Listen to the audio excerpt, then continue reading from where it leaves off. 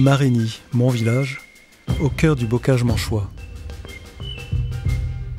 Sur cette route Saint-Lô-Perrier a eu lieu, 49 jours après le débarquement du 6 juin 1944, une opération militaire décisive. C'est notre devoir aujourd'hui de transmettre cette mémoire pour que la guerre n'existe pas. Moi, s'il y a la guerre, je me cache dans ma chambre. Saint-Lô, Caen, Vire, Falaise, Lisieux, Aulnay-sur-Odon. Ils sortaient, avec la maison leur a tombé dessus. Ce soir-là, il y a eu 26 morts quand même parmi toute la rue là, des voisins.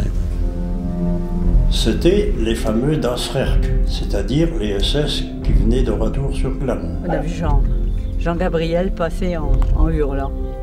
Ils ont tué papa.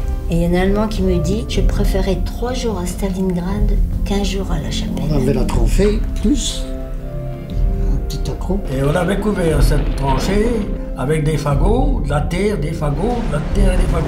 On avait dit qu'on avait travaillé pour eux. Moi, j'étais en train de cueillir des groseilles dans le jardin quand j'ai entendu. Les balles ont crépité partout. Personne n'a été atteint. Ma mère a attrapé 2 poules, on est parti avec 2 poules.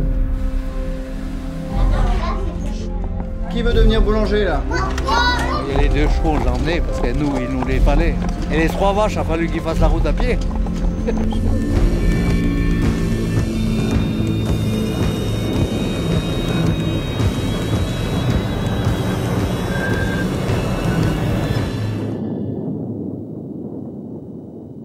Après, il fallait ressortir.